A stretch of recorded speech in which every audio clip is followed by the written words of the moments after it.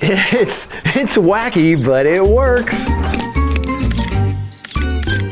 Welcome back. In that last video, I talked about these panels. So right now I'm lighting up everything in here with these panels, and they work really good. Real nice flat lighting. So if you wonder what it looks like to light up a video with hardware store flat panels, 2x4 feet, this is what it looks like. Anyway, speaking of lighting things up, I'm going to continue with my little, I remember in the last video I showed you this setup here where I have a camera with a little light on each side. Well, this is what I use a lot of actually when I'm doing videos in the kitchen or I'm following somebody around. This is a great way to have light always on your subject. No matter if you're going through light or dark areas of the room, this always has light on your subject. I like this two light thing much better than having one light. For example, some people like to just put a light right on top of their camera. Well, when you do this, you get basically hot spots, like the deer in the headlight look, because it's just shining right in their face and you're getting these shiny spots on their face. Even if you were to put it off to the side, which some wedding photographers like to do, this is still going to give you kind of hot spots because it's not that far from the camera. I mean, it's off to the side a bit, but it's still one light and it's a little off to the side. So that's why I like to do it this way, where I have two lights kind of off to the side more, and you're not hitting the person straight on in the face with the light. You've got one on each side, and each light side, not even though they're small lights, because the smaller the light, the more the hot spots, the more it goes off to the side, the less you get these shiny spots in the middle. So I like to have one on each side. So I'm going to show you these rigs that I use, how I make these and how cheap they are and how easy and fun they are to use.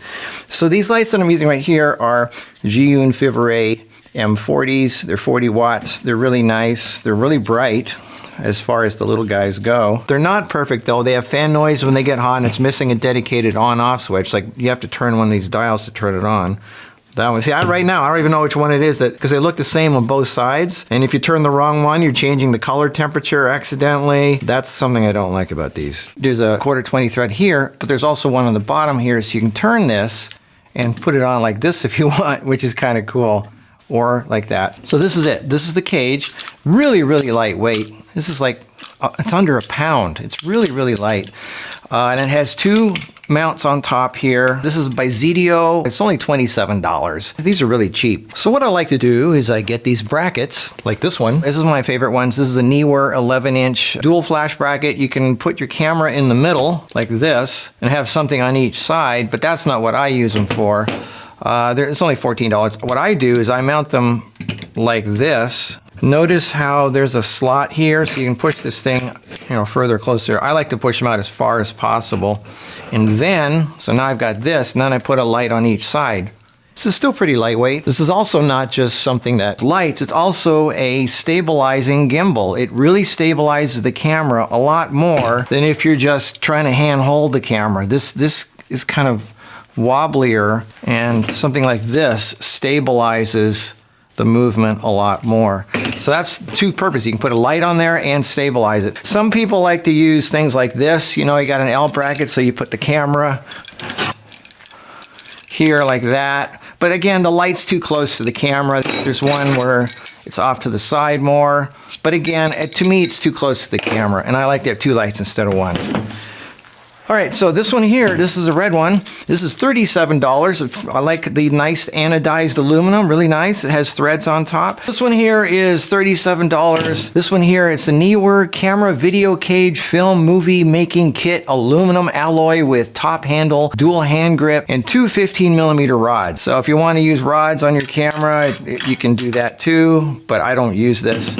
And then I put two brackets on top of that. So, and this is really nice because it really has this nice formed hand grip here. So it's really nice for holding heavier stuff. And then we have this one here. This is a really lightweight one by Velo. This is an Action Pan Pro. This weighs nothing. This is like under a pound.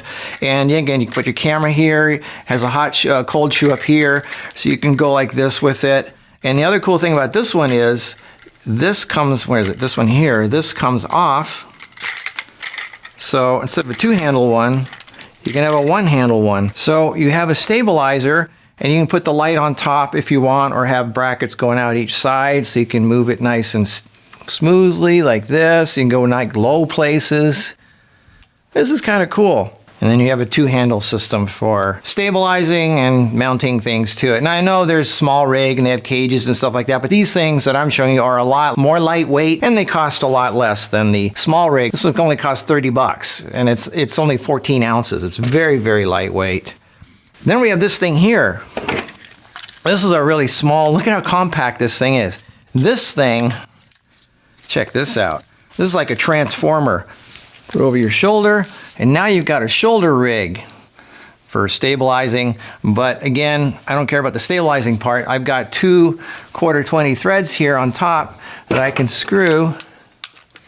Look at this, see that?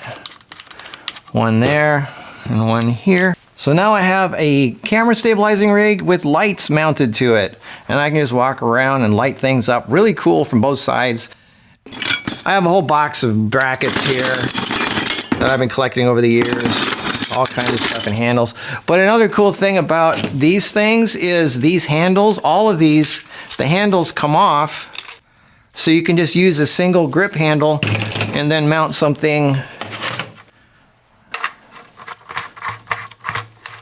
to the handle if you want that too. So the handles come off, that's really cool. You'll never guess what this thing costs. This is a DSLR shoulder rig. You can get it on AliExpress for $12 and it's really versatile. You can put the handles underneath if you want them underneath like that, which is, actually this feels a lot better at handles underneath than if they're up like this. This thing, it's so versatile. This can bend forward.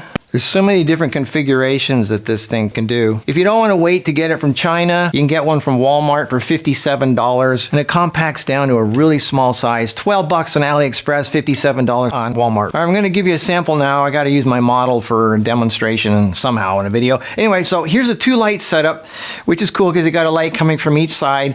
And I always like to, as you know, have 1 light on each side and a 3rd light coming from above, aiming down a little bit to just fill in the shadows all the way.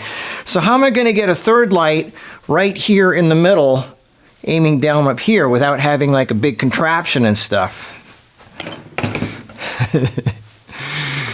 Leave it to Marcus to come up with some really crazy get up here. Look at this. Now we have 3 lights.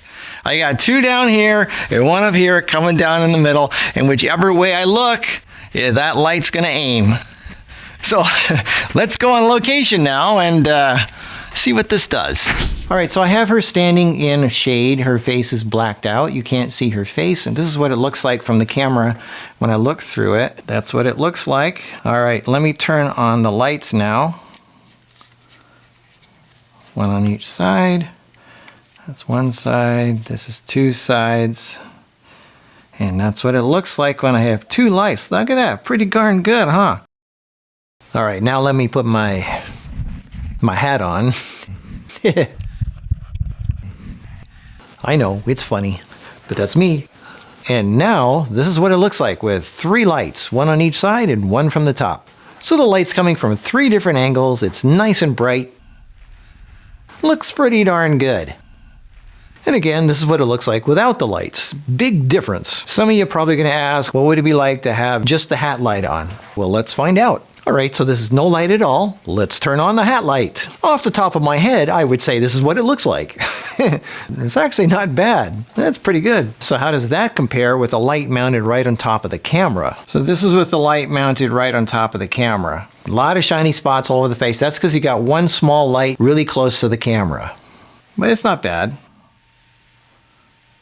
Now I have the light mounted off on that swivel pole off to the left a little bit. Here it is, M40 with the swivel mount, more shiny spots. It doesn't look bad. Obviously, it's better to have some light rather than no light at all. This is what it looks like mounted off to the side of the camera. And again, more shiny spots. So they all look pretty good. I mean, any light is better than no light at all. And so, I mean, anyway, but you'd like to have, you know, as much flattering, flat lighting as possible. And the winner of the Canon EOS 70D goes to, here we go. The winner is Daniel Martin from Covington, Alabama. Congratulations, Daniel. You got yourself a Canon EOS 70D.